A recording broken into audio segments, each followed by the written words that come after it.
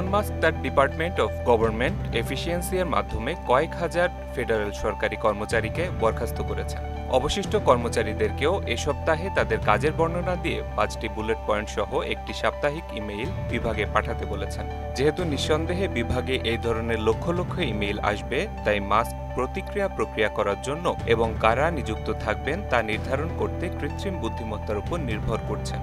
পাশাপাশি আরও জানা গেছে যে এই পরিকল্পনার একটি অংশ হচ্ছে সরকারি কর্মীদের কৃত্রিম বুদ্ধিমত্তা সিস্টেম দিয়ে প্রতিস্থাপন করা।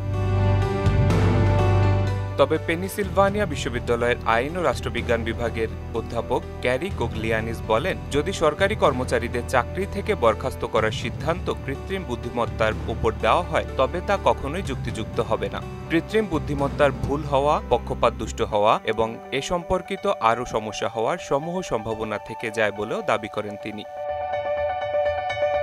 মিশিগান বিশ্ববিদ্যালয়ের পাবলিক পলিসি বিভাগের অধ্যাপক সবিতা পার্থসারথী বলেন, এটি একটি খুবই খারাপ ধারণা, কেননা এমন গুরুত্বপূর্ণ সিদ্ধান্ত নেওয়ার জন্য কৃত্রিম বুদ্ধিমত্তাকে কিভাবে প্রশিক্ষিত করা হবে এবং এর অন্তর্নিহিত অ্যালগরিদমের ব্যবহার সম্পর্কে এখন পর্যন্ত কোনো স্পষ্ট ধারণা দেওয়া হয়নি।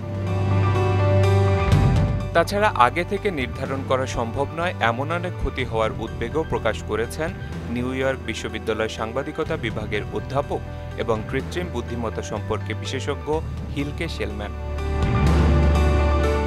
শেখ সাব্বির হোসেন, মোহনা ডিজিটাল।